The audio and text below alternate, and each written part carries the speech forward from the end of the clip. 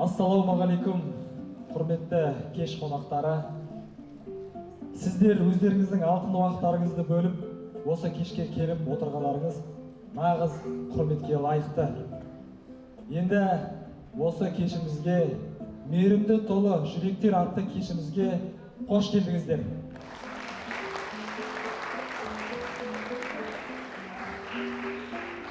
Аяулы аналар, қымбатты ұстаздар, көрікті арулар, әлемдегі бар сұлулықты қоссаң да жетпейтін нәзік жанды ханымдар мен ханшайымдар. Сіздердің халықаралық әйелдер күні мерекесі құтты болсын.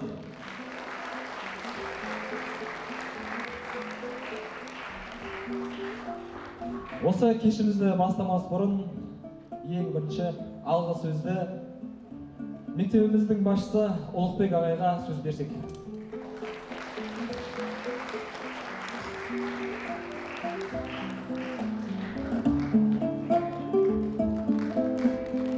Қошамет беріп қойық аға.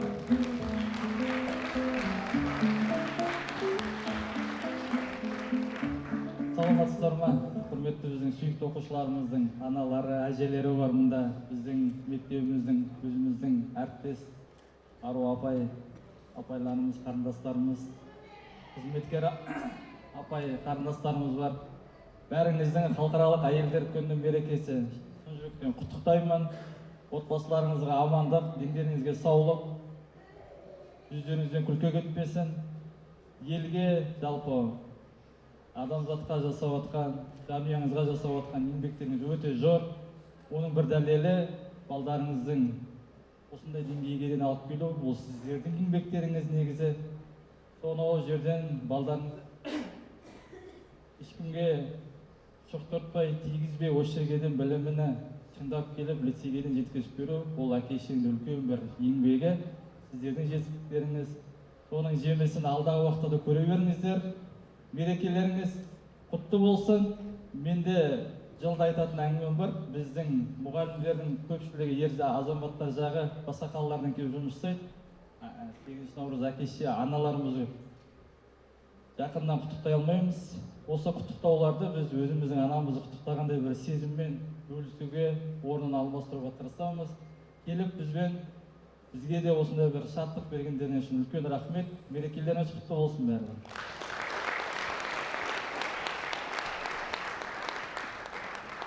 Рахмет ағай. Ойламаңдар, ешбірің алаңдама.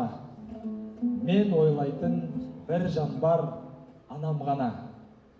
Ол қорғаушы періштем, өмірдегі тұратын жан болсын деп маған ғана.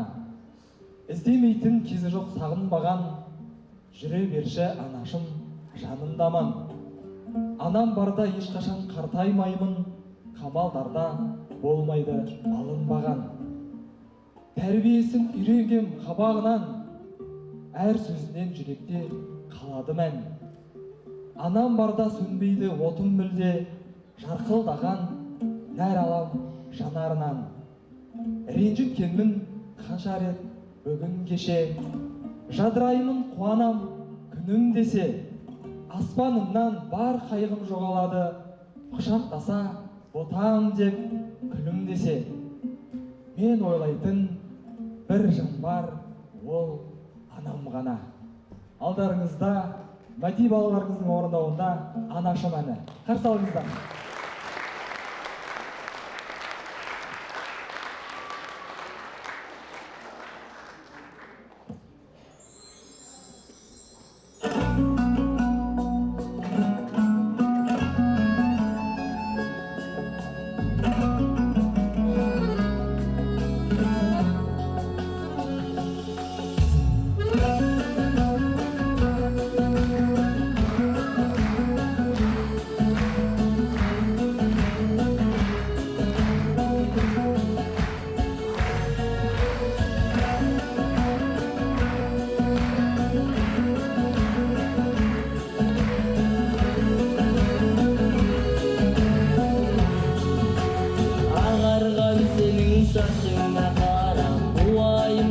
жаным көнбеген, жастық бар жерде қартайып барым, мен осы неге білмеген.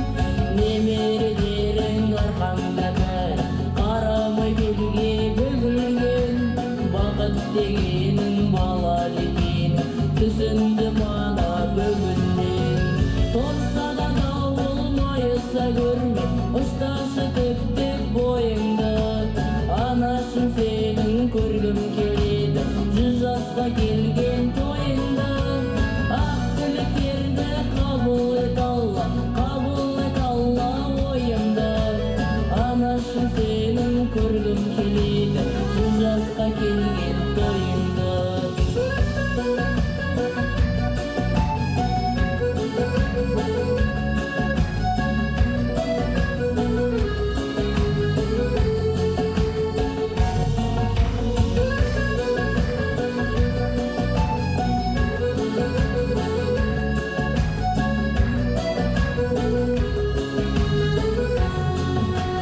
Құттықтап ана туған күніңмен жиналды бүкіл ұрпағың, қуанышыңнан ұмытып кеткен жазылып кетсін сырқатың.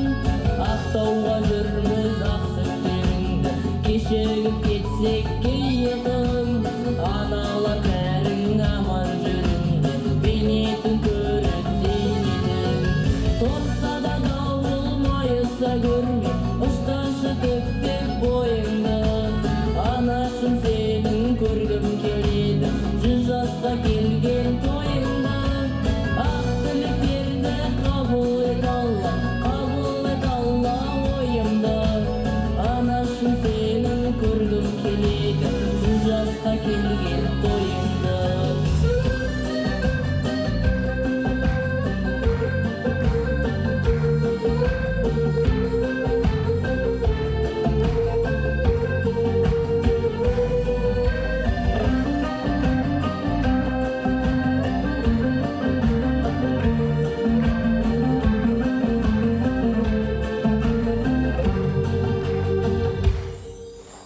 Торса да дауыл майыса көрме, ұшташы төктеп бойыңды, анашым сенің көргім келеді 100 жасқа келген тойыңды. Ақ тілектерді қабыл ет Алла, ойымды, анашым сенің көргім келеді 100 жасқа келген тойыңды. Анашым сенің көргім келеді 100 жасқа келген тойыңды.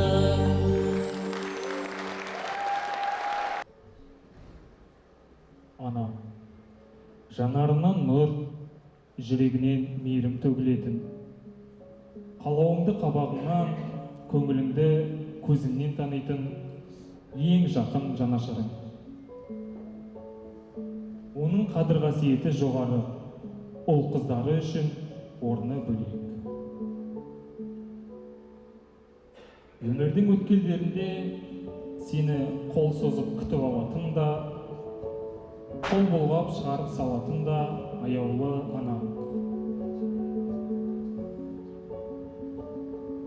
Құрсағынан босатса да құшағынан шығармай, мәңгілік сен үшін жаны күйзеліп, сағынған сайын сай сүйегі сырқырап, ұзақ түндерде көз ілмейтін де сол анам.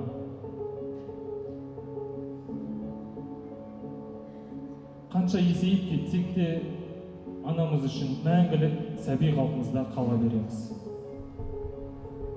Олар әрдайым біздің қасымызда. Біздің барлық қателік кемшіліктерімізді кешіріп, жақсы көреді. Олар біздің жеңістерімізге қуанып, жеңілістерімізді бірге қабылдайды. Иә, анаң ренжиді, налиды. Бірақ жылы қабақ танытып, анашым, кешірші, жаңылдым, жаздым деген бір ауыз сөзіңді естісе, жүрегі жібіп, бар махаббатын сарп етеді. Сәби күніңде ауырған кезің есіңде ме? Түн ұйқысын төрт бөліп, бар пейілін саған сыйлаған анаңды бүгінде қаншалықты бағалайсың? құрметтейсің. Еркелікпен шалыс басып, көңілін қалдырған тұсың болса, анаңнан кешірім сұра, көңілін тап.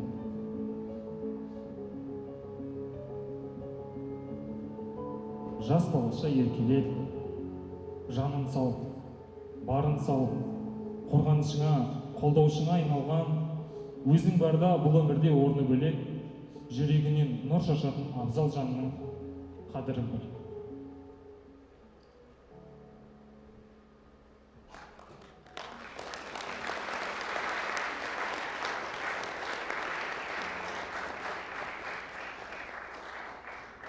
Анаңдай ғазиз, мейірбан, табылар саған қай жерден. Жүрегіммен менің өлежім, жараладың бәріңнен өзің, жалғыздықтың суық бөлмесі, қараңғы көрім шаттықтың мен. Жігіттерге рахмет, осындай кеш ұйымдастырып жатқандарына, және де осы оқушылармен қатар біздің әкелеріміз де, осы мектепте жүрген ағайларымыз да атсалысып жатыр. Осы ағайларымызға, әкелерімізге бір қошемет көрсетіп қойсақ.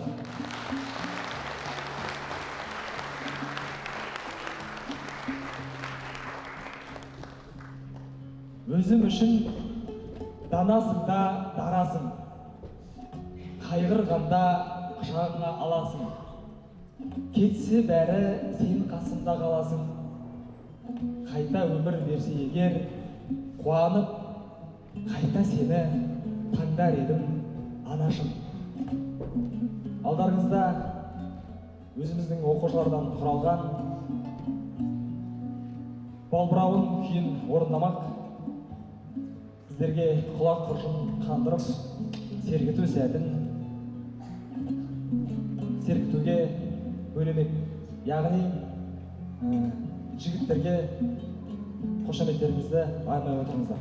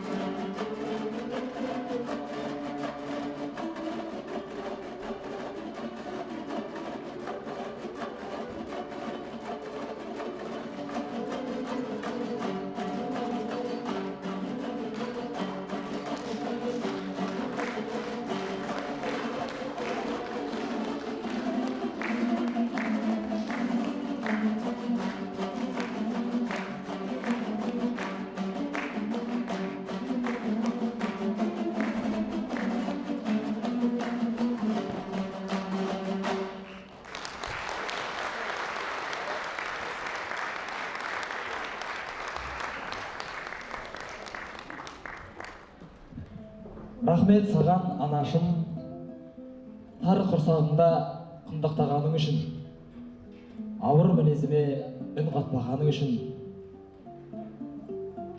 сезімдеріме елжірегенің үшін, төзімділікпен тентегім деген үшін,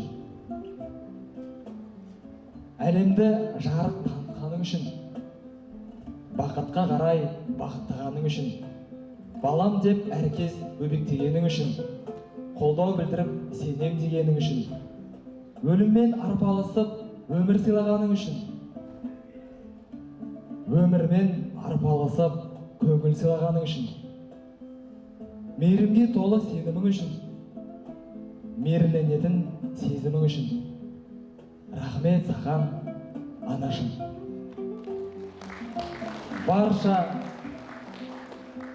ханымдар мен ханшайымдарға және де аналары мен аруларға, мына барлық адамзаттың атынан, барлық әлемнің атынан, барлық ер адамдардың атынан сіздерге мың алғыс айтамыз. Рахмет сіздерге.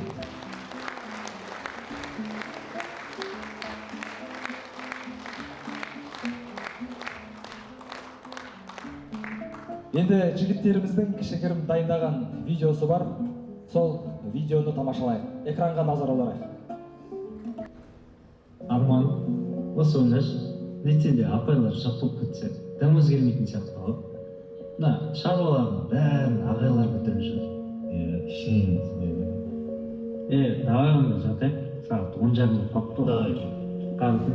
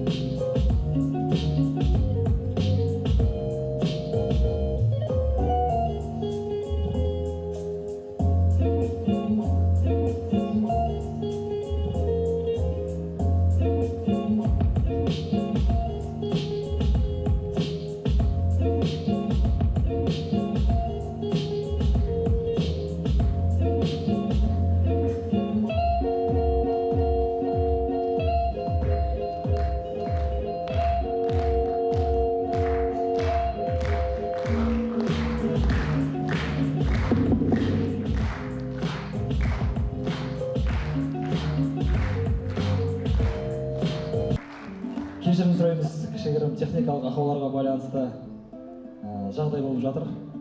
Енді осы көрермендердің арасында 505 Lexus машинасын иесі жолдан алып тастаса деп айтып жатыр. Рахмет сізге, мерекеңізбен. Кешімізді ары қарай жалғастырайық. Жаңа осы концерт басталмас бұрын әкелерден қандай номер шығады, не істейміз деп жатқан кезде әкелер келіп айтады. Біздің номердің алдында бір өлең шумақтары бар еді. Бір жақсы теңеу екен. Соны бір оқып берсеңіз деп өтініш айтқан. Соны бір оқып берейін. Ары қарай әкелеріміз өз номеріне көшеді. Шекспирді махаббатпен мендегі. Сүйсем егер, сүйемін мен бар қалпыңмен сендегі. Мона Лиза бола алмайды сендей сұлу әдемі. Да Винчиде қараса егер көздерімен мендегі. Бетховенде үн қоспайды жүрегімнің күйіне. Әр соққысын теңеймін мен сенің нәзік биіне. Ван Гогта бояу таппас жанарыңнан нұрынан. Барша ғалам тұрғандай бір тек өзіңе иіле. Ньютонда заң таба алмас тартылысқа сендегі. Тек өзіңе тартылады барлық теңеу жердегі. Эйнштейнде дәлелдемес тоқтаған уақыттың, сен қараған бір секундым мәңгі бақыт мендегі. Галилейде көрмес ақиқатты аспаннан, сұлулықтан өзіңдегі жұлдыздарда жастанған. Моцартта үнсіз қалар жаным сенің қасыңда, әрбір нота сенің нәзік даусыңнан басталған. Осындай теңеу саған ғана арналған деп әкелеріміз осы өлең шумақтарын берді. Алдарыңызда әкелерден бір номер Ержан Айтқали ағамыздың Гүлдейсің әнімен ду қол шапалақпен қарсы алыңыздар.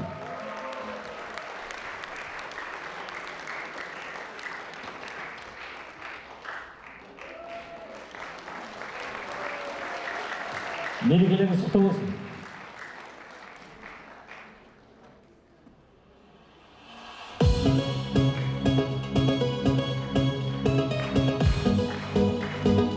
Орташы биліңдер, келіңдер, көңіл көтерейік.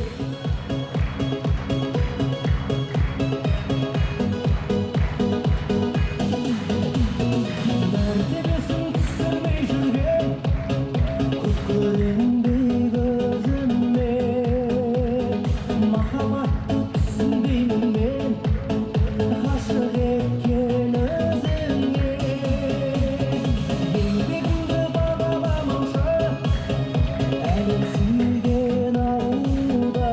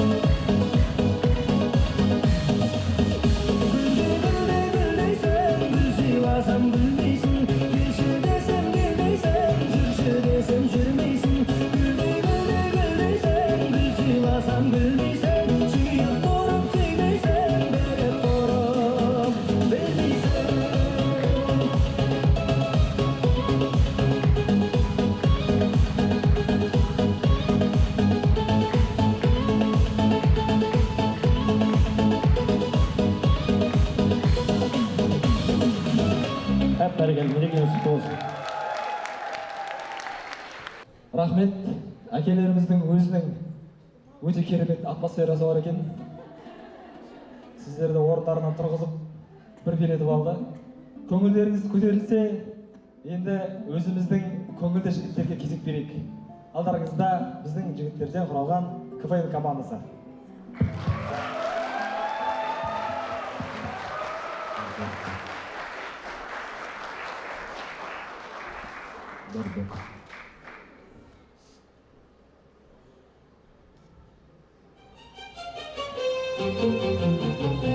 Шаршама тек шаршама, аяқ қолың талса да, жоғынан бір билейік, шаң шығарып ортада.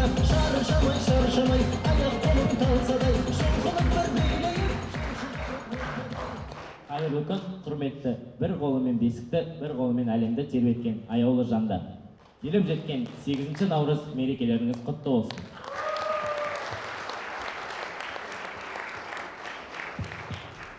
Жігіттер, біз осындай үлкен сахнаға шығып тұрғанымыз бірінші рет. Осының бәрі не үшін екенін білесіңдер ме? Не үшін? Директорымыз Ұлықбек ағайдың Анарға деген құрметі ғой.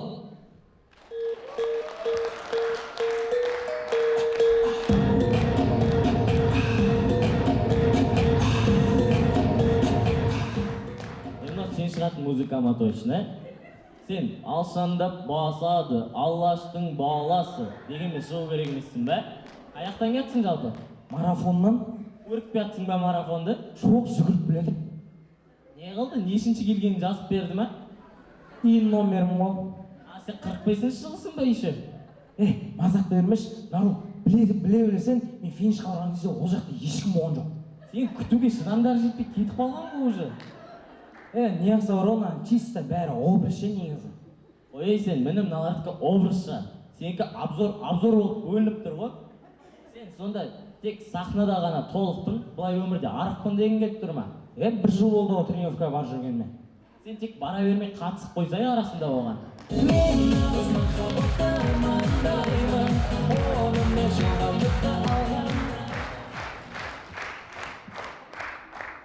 Жігіттер, негізі былай қарап тұрсақ, осы КВН-ның нұры бет бейнесімін ғой. Нұрсет, қуа бермеш, қасында дәу айқын тұрғанда саған не жоқ?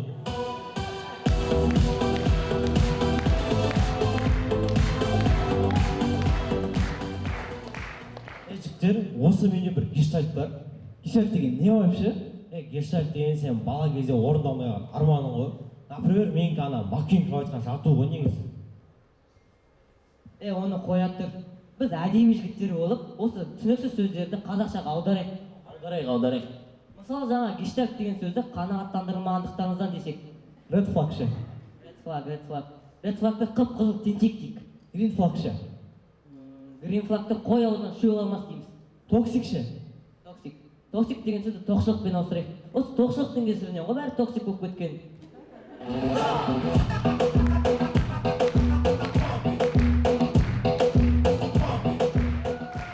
Нұрсет, қуана, қаяққа кетіп қалды бәрі. Нары оларға назарыңды аудармай-ақ қой. Біз өзіміз оңашада әңгіме айтайық. Мысалы, менде бір жақсы тақырып бар. Лицейімізден бір футбольный состав шығарайық. Давай онда мен бастайын. Қақпаға, менің ойымша, жатақхана апайларын қою керек. Неге? Олар сабақ біткенге дейін жатақханаға бір шыбын кіргізбей, отырардың қақпасын қорғағаннан қатты қорғайды ғой. Оларда. Онда қорған шегіне тәрбиешілерімізді қойып. Солар емес та өзі аналарымыздан қорғап, артымыз жау жүрген. Дұрыс. Ал онда жартылай қорғанысқа бір ата-аналарымыз бен сынып жетекшілерімізді қойық. Солар емес пе біздің арамызда байланыс орнатып жүрген? Онда келесі шабуыл қалды да. Шабуылға директорымыз Ұлықбек ағайды қойық. Оның не қатысы бар? Сол емес па басқа лицейлерге біздің адамдарды жіберіп жатқан. Мысалы, Тимур ағайымыз. Ендеше біз осындай көңіл күймен бастайық.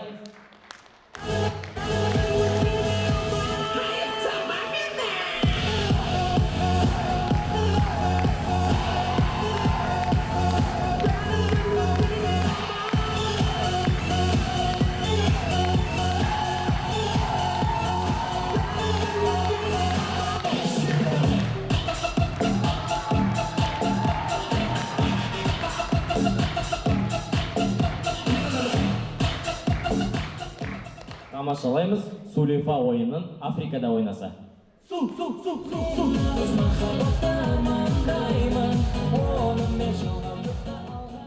Елестетіп көрейік, менің атым Қожа фильмін Қытайда түсірген болса. Қайсысы мен соңға бақа салып жүрген? Қадырбаев. Қадырбаев, тұр орнынан. Мен саған қашаннан бері айтам, тамақпен ойнама деп, а?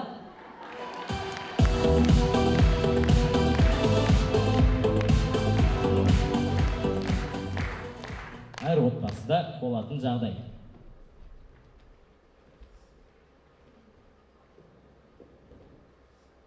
Алло, Жанар, қалайсың?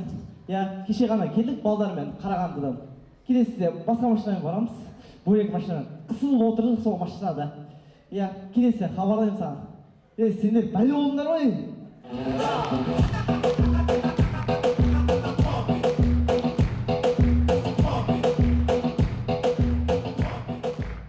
Ендеше тамашалаймыз. Қатты внимание жетіспейтін бала кантинда. Так, апай маған бір пирожки, бір сок, сосын бір шоколад берсе. Мен ораза екенмін ғой.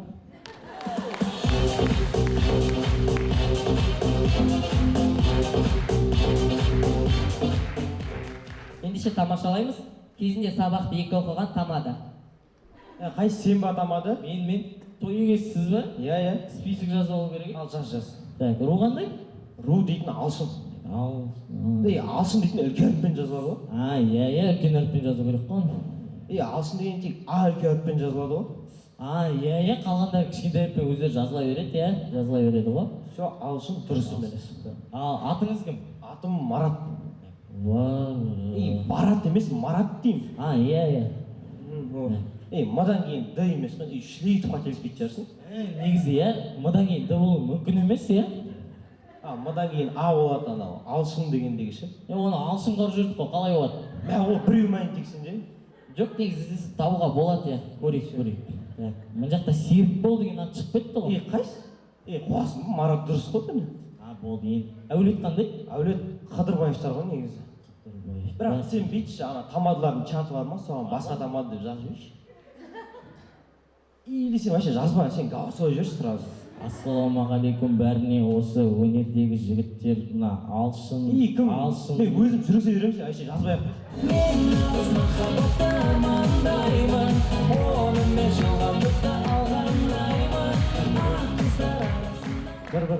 Барлығымызға 112-ден хабарлар келіп отырады. Бірақ оның кімнен және қайдан келетіні беймәлім. Ендеше елестетеміз, 112 кеңсесінде. Ана баланың шапкасы болып қалған екен. Желді деп жазшы. Ойбай, бұлттар толып кетті. Жаңбыр деп жаз. Бір кісі тайғанап қалған. Көктайғақ деп жаз. Балдар өзенге кетіп баратыр. Балдарыңызды үйде ұстаңыз деп жаз. Ойбай, қоя салшы, кеттік тамақ жейік.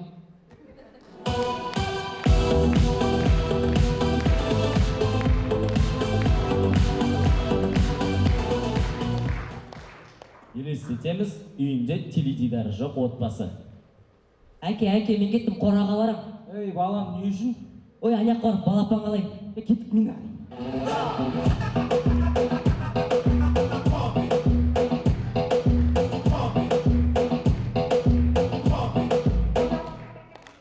Ендеше тамашалаймыз, бәріміздің басымыздан өткен оқиға. Алло, балам, мектептен келе жатқанда нан мен сүт алып келші магазиннен. Барғасы хабарласа ғой, ақшасын салып жіберем.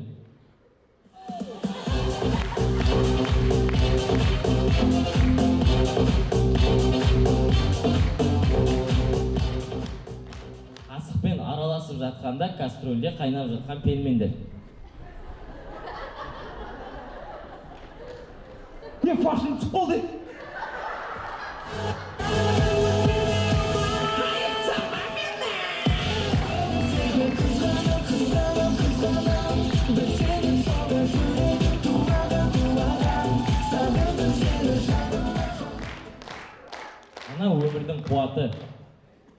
Ана өмірдің қуаты, жүректің шуағы. Ендеше, өмірге әкеліп, шексіз мейірімін сыйлаған аналарымызды құрметтеп қадірлеп өтейік. Олай болса, ананың мейірімі адам баласына берілген ең үлкен байлық. Сіздермен бірге болған лицейіміздің КВН құрамасы. таулар жоқ, жазық дала тек аспан. Бәрі өз уақытымен, басқа аймақтың барлығы батысқа қарап уақыт ауысқан. Сұрағы жоқ, асын соңына дейін тауысқан. Жүрісінен танимын алыстан, батыстың әр адам бір-бірін көшпекті. Жігіттерімізге қошеметтеп қояйық. Өмірдің бір кішігірім үзінділерін көрсетіп шықты. Уайымым бар, қал жағдайды білмесем, жүрегімде қайғы болар күлмесең. Аманмысың, алаңдаймын өзіңді, мама тайым, ауырмашы мүлдесем. Жазылған ет жарақатты үрлесем, сағынышым сенсіз қалай күн кешем. Жақсы көрем жұмағым ау жердегі, көңіл тыныш құлпырып бір күлдесең. Менде жақсы күнде жұмыс тіршілік, күйбең тірлік жүрмін шыдап құлшынып. Даусыңды естігенде дарамау, қуанамын кетеді ғой күні шығып. Бір уайым бар, хал жағдайыңды білмесем, маматайым ауырмашы мүлдесем. Алдарыңызда Мейрамбек балаларыңыздың орындауында «Дарите женщины цветы». Қарсы алыңыздар. Ортаға шығып билесеңіздер болады.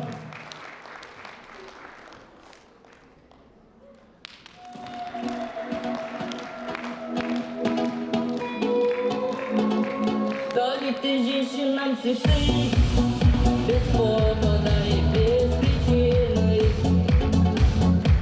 Ведь нового не надо, чтобы быть счастливой.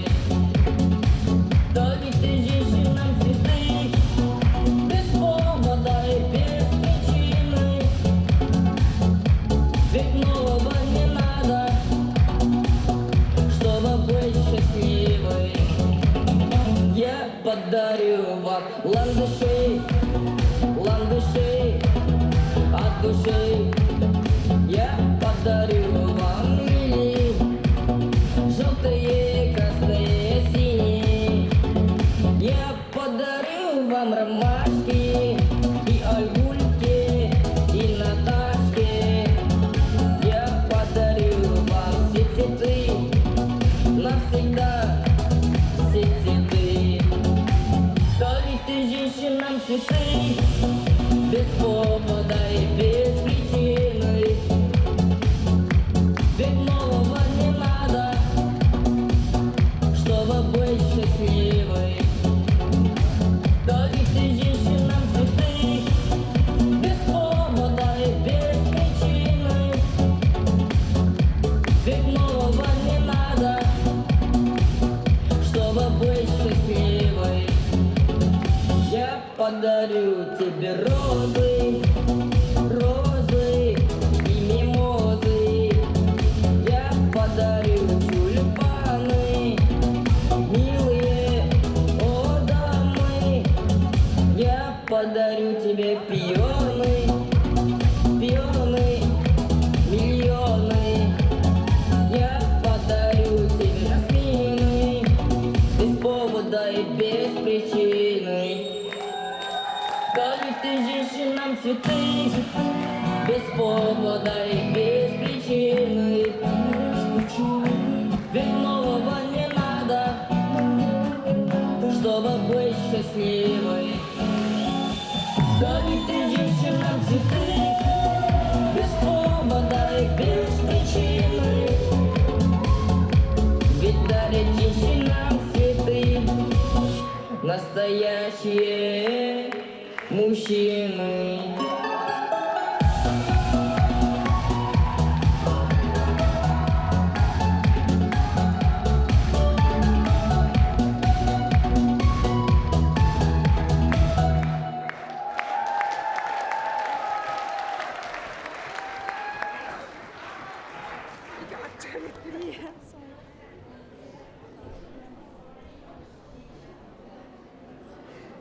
Жігіттерге рахмет. Осындай жігіттердің, осындай ағаларымыздың, осындай әкелеріміздің арқасында сіздерді орындарыңыздан тұрғызып жатырды. Енді жігіттерге кезек берейік. Олардың өздерінің дайындаған би бар екен, соны тамашалайық. Қошеметтер отырыңыздар.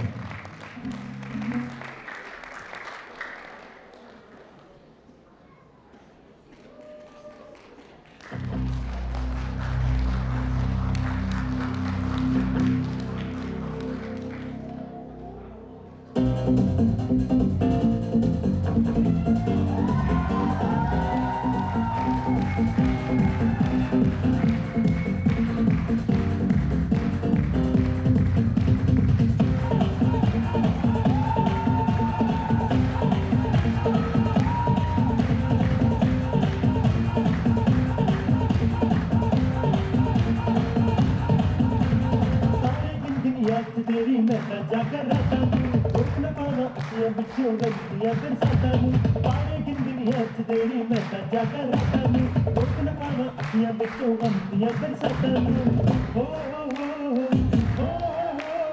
हो हो हो इश्क तेरा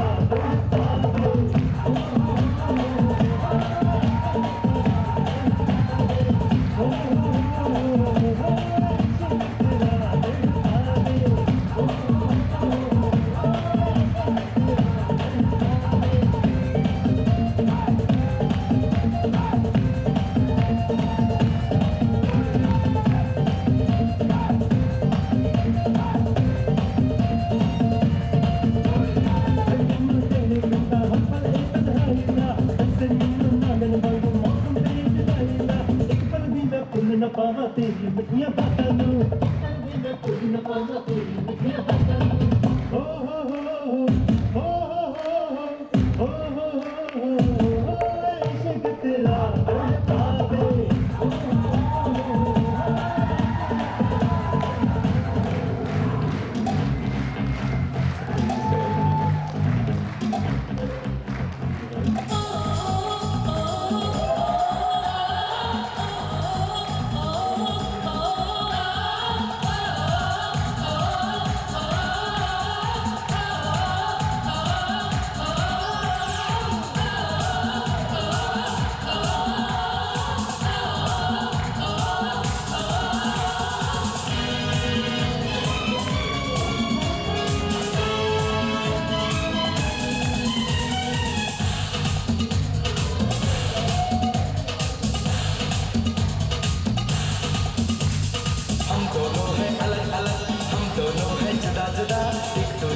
कभी कभी रहते हैं हम हवा हवा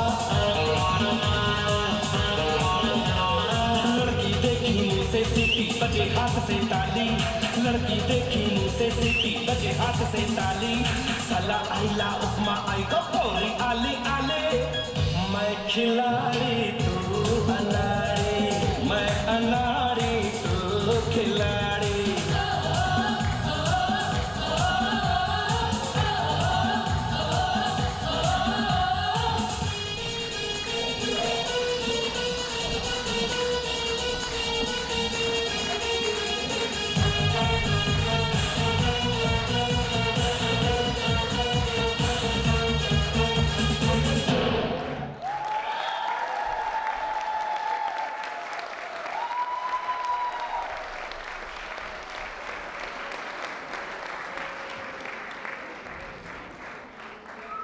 Жігіттерге рахмет, қошеметтеріңізді аямаңыздар.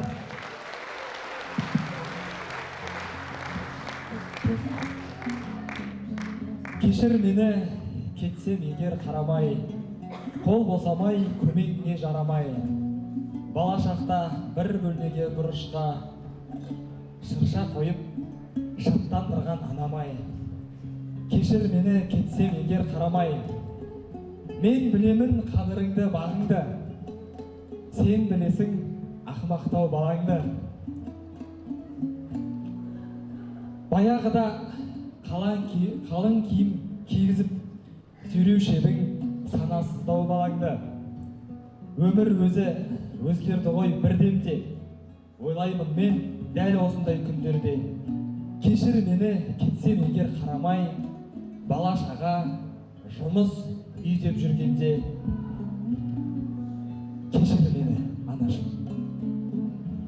Енді алдарыңызда жігіттеріміздің дайындаған кішігірім көрінісіне қарайық. қол шапалақтап қошеметтеп отырайын.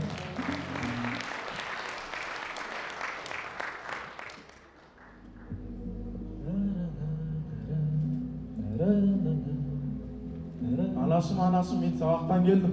Ой, жарайсың құлыным. Кел мұнда отыра тұр, я ма? Мен еденді тез ғана жуып тастайын.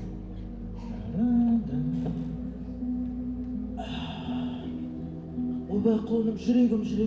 Құлыным. Не болды сізге? Отыра қойыңызшы, еденді өзім-ақ жуып тастайын. Құлыным. Жәнібегім менің. Анашым, ертең мен өскенде қолыңызды салқын суға салдырмаймын. Балапаным, ер жетті деген осы.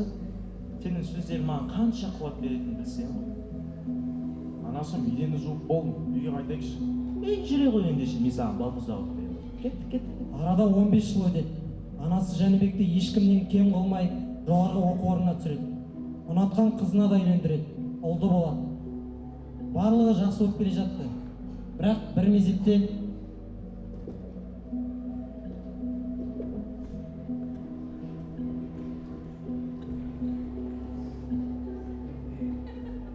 балам, тамағыңды неге жемей отырсың? Әжемгесін, сосын жеймін. Оны не істейсің? Өзің тамағыңды ішіп ал. Әжем келмей ма, тамағымды ішпеймін. Осының бәрі сенің кесірің. Мен саған айтқам, анамды қарттар үйіне тапсырып таста деп. Қуасың ба сен? Мен жалғыз бағып қаққан анамды қалай қарттар үйіне тапсырам? Онда таңда. Мен немесе сенің анам. Құдайым-ау, Жәнібегім. Өмір көргеніме 70 жылдан ас. Өмірдің ағында, қарасында көрдім. Сонау тұрған тауларды да астым. Өзендерді жүріп шықтым. Айналама пайдам тигізуге тырыстым.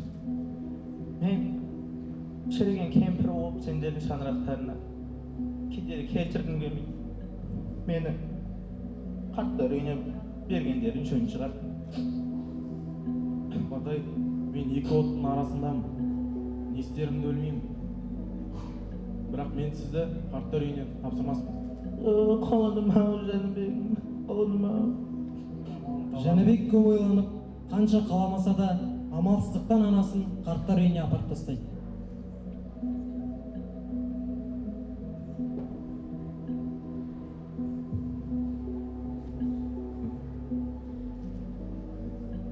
Отағасы, осы сенің анаң кеткелі үйіміз кәдімгідей кеңейіп қалды, ә? Өзіміз отырып шай ішпедік па? Түсімде анамды көрдім. Ауырып жүрген секілді.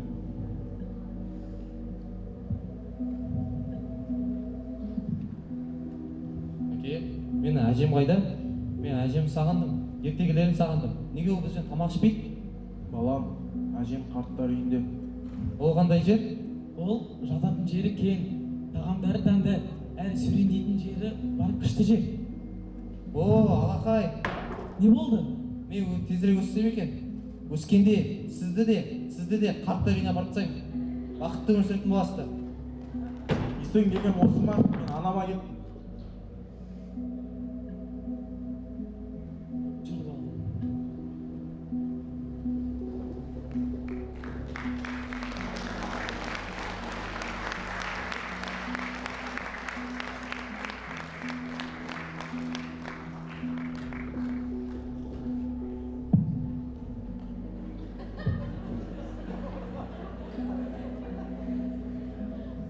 Замандас, сен келгеніне де біраз уақыт болды. Уақыт зымырап өтіп жатыр. Бақандай екі ай өтіпті ғой, 2 ай бақандай. Өткенге көз жүгірсем, жүрегім ауырады. Жан деген жалғыз балам дүниеден озды. Әйелім ерте қайтты. Амалымыз қанша, бәлкім бұл да дұрыс шығар. Қайтеміз, бұйырғаны осы. Замандас, келгелі сөйлемейсің, әңгіме айтсаңшы. Несін Өзің айтайын? жалпы балаң бар ма? Несін айтайын қарағым, бір балам болған. Жәнібек есімі, Жәнібегім. Жағдайың қиын екен, түсінікті. Құлыным-ау, өйтіп олай істемейді. ананың табаны Қалайша астында кешірмеймін, демекші, жандар. анаға деген құрмет әрбір баланың қасиетті борышы. Ана бізді 9 ай көтеріп, түн ұйқысын 4 бөліп өсірді. Оның ақ сүтін, мейірімін ешқашан толық өтей алмаймыз. Сондықтан барда қадірін біліп, аналарымызды ренжітпейік. Өйткені ана өмірдің шуағы, отбасының тірегі. Анаға құрмет көрсеткен адам ешқашан ұтылмайды.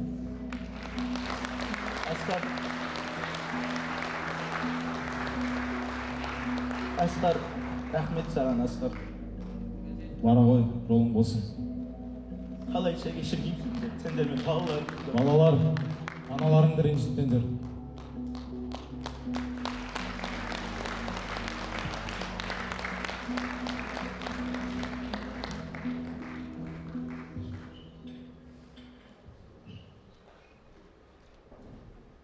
Жігіттерге рахмет. Осындай мектепте жүріп, алыста жүріп, бірақ әке шешесін ұмытпайтын, оларды қадірлейтін, оларды еркелететін, осындай ұрпақ болашақта үлкен мақта белестерге жетеді деп ойлаймыз. Мамығым мамам, жарығым мамам, баласы десе бағырымдаған, әкеммен бірге ауырмай мүлде жүрсеңдер екен ауылымдаман. Тұмарым мамам, жұмағым мамам, Алланың нұры шуағың маған. Өздерің барда қасқайып тұрып, тағдырдың сансыз сынағын алам. Қазығым менің, нәзігім менің, болмапты бір сәт төзімің демін. Өмірге өкпе ұстамай келген өзгеден бөлек өз ілімдерің. Қадірлім мамам, сабырлым мамам, өзіңді қатты сағындым анам. Уақытты қайтем жаныңда жүрген, бақытты бала шағындырлаған. Жарығым мамам. Алдарыңызда Анашымай әнімен Алихан балаларыңызды қошеметтеп қарсы алайық.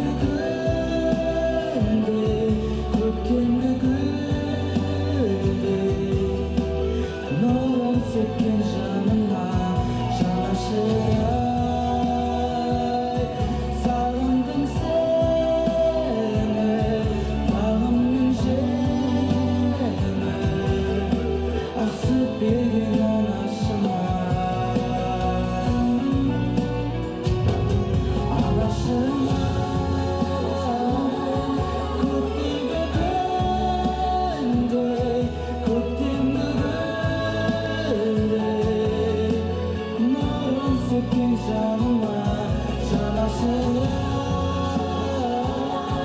сағындым сені балымның желімі ақсып берген анашым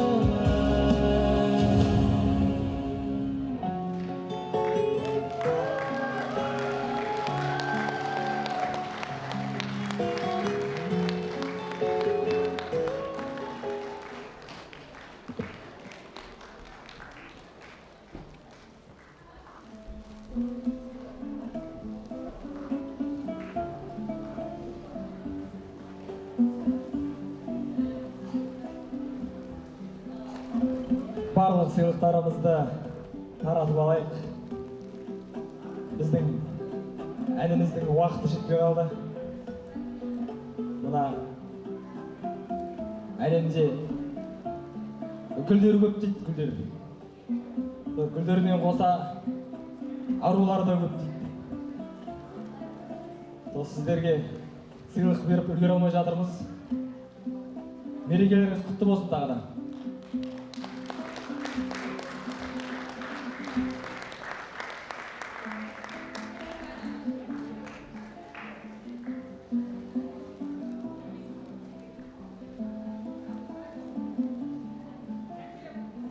Жігіттер, мына сыйлықтардың барлығын таратып болғанша қалғанымыз сахнаға назар аударып, келесі номерге кезек берсек. Жігіттеріміздің дайындаған тағы бір биі бар. Соны тамашалайық, құрметпен қошеметтеп отырайық.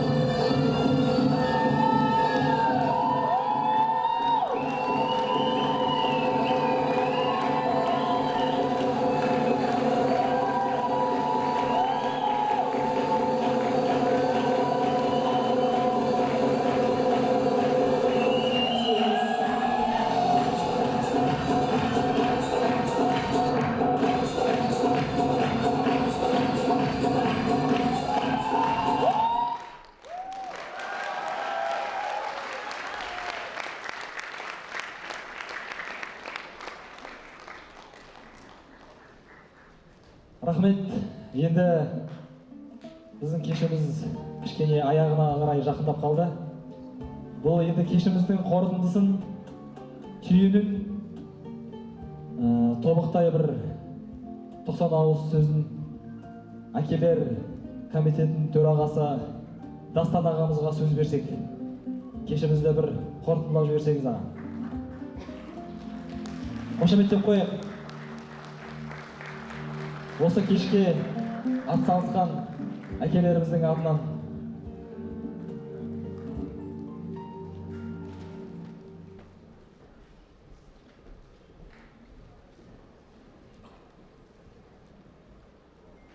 қайырлы күн, құрметті лицейіміздің ұстаздары, ата-аналары, оқушылары.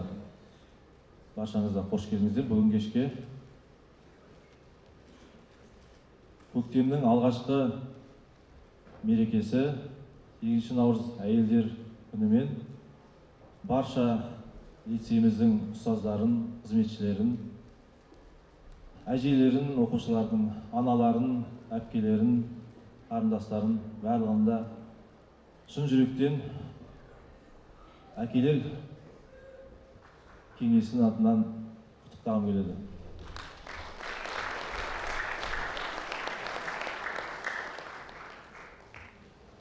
Көгілдір көктемнің ең шуақты мерекесі ол аналар мерекесі. Ана әрбір отбасының алтын діңгегі, сәуле шашқан шамшырағы, бірлігі мен берекесінің ұйытқысы ол ана.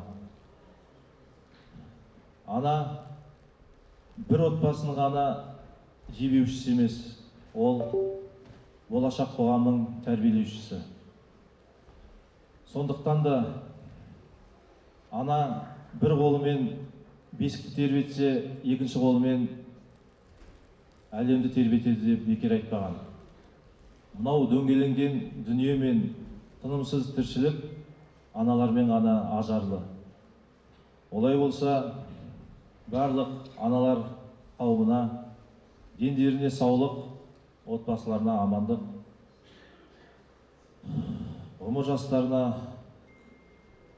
ұзақ ғұмыр тілеймін. Әрқашанда жүздеріңізден күлкі кетпей, әр күндеріңіз осындай қуанышқа толы болсын деймін. Әр бала ата-анасымен бақытты дейді. Сіздер ата-аналар, сіздер аман болыңыздар, бақытты болыңыздар. Өсіріп отырған ұл-қыздарыңыз сіздердің үміттеріңізді, сенімдеріңізді ақтап, әрқашан биіктерден көрініп, сіздерді қуанта берсін деймін. Және де осы бүгінгі кешіміздің жылдағыдан ерекше болып, бүкіл лицейлік ауқымды осындай үлкен залда өтуіне себепші болып отырған лицейіміздің әкімшілігіне және де барлық лицейіміздің әкелеріне үлкен алғысымды білдіремін.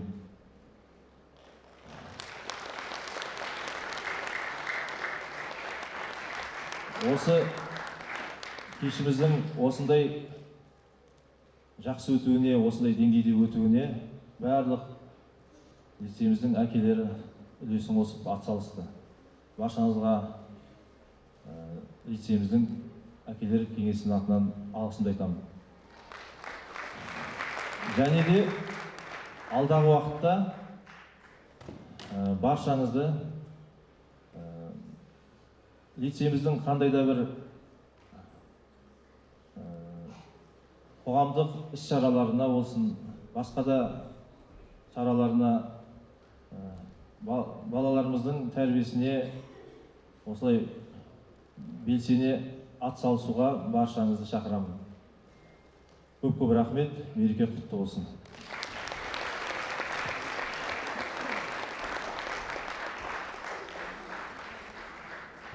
Рахмет. Енді жалпы әйел затына кішігірім рахметімізді айту дейік. Қамқор болған, қолдау берген құлағанда, қолды созған маған тағдыр сынағанда. Рахмет айтам, жаңа жылдың рахатын көр. Сондай сәтте адам керек бір адамға. Менің ауыр мінезіме шыдағанға, көңілімді тауып ұнағанға, алғыс айтып мен тілеймін амандықты. Жақсысыңдар, жақтыңдар ау мына адамға. Келер жылдың берекесін алып келсін, керегіңді көп ізетпей тауып берсін. Жүріп өтер жолыңды да жарық етсін, солай міне сенетінім тағы сенсің. Құрметті аналар, арулар, ханшайымдар және де ханымдар, бүгінгі халықаралық әйелдер күні және де аналар күнімен шын жүректен құттықтаймыз.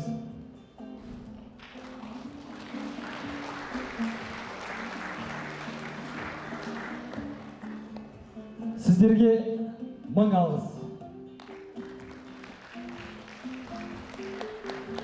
Міне осындай менің артымда тұрған ер азаматтарды жетілдірген, өсірген,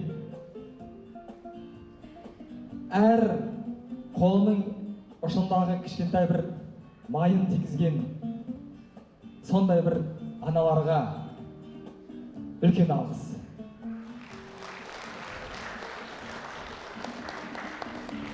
Және де осы мектеп қабырғасында жүріп, осы мектеп ішінде осы жігіттерге білім нарын себелеп, және де одан бөлек басқа да тірліктер бар ғой. Сол барлық мәселелеріне қарайлап, барлық жағдаятын жасап жүрген қызметкер апайларымызға да мың алғыс.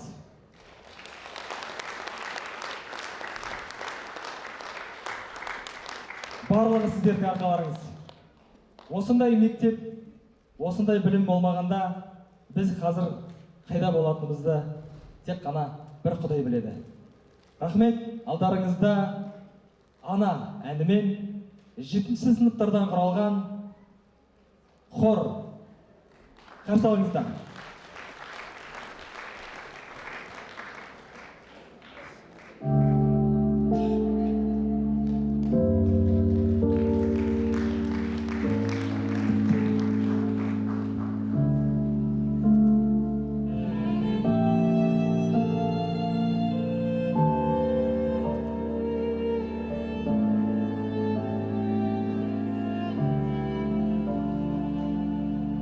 Батаңды қабыл алып сахнаға шықтым ана, сапарда жүрген кезде мен алындап күттің ана, әрдайым уақыт бөліп шабыт беріп көңіліме қарадың.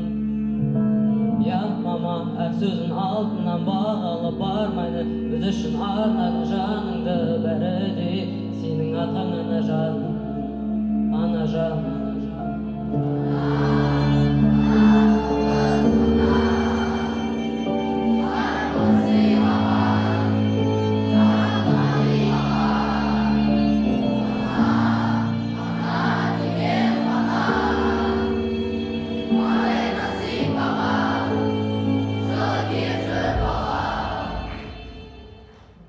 Жұмақтың кілті сенің табаныңның астында, табанның арқасында бақ қонды басыма, мен үшін орны бөлек байлығымсың расында.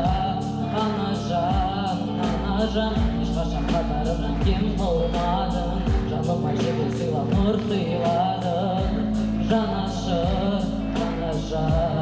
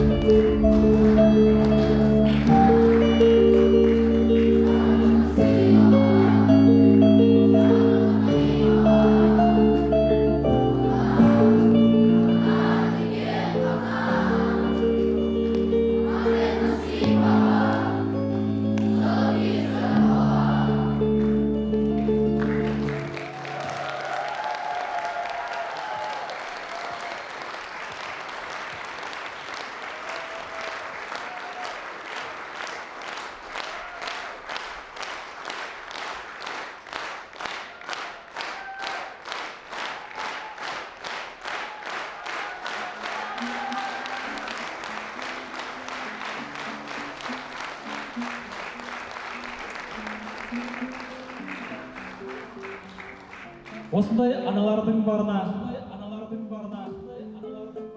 осындай арулардың барына, осындай ханым мен ханшайымдардың барына Құдайға мыңда бір шүкір етеміз.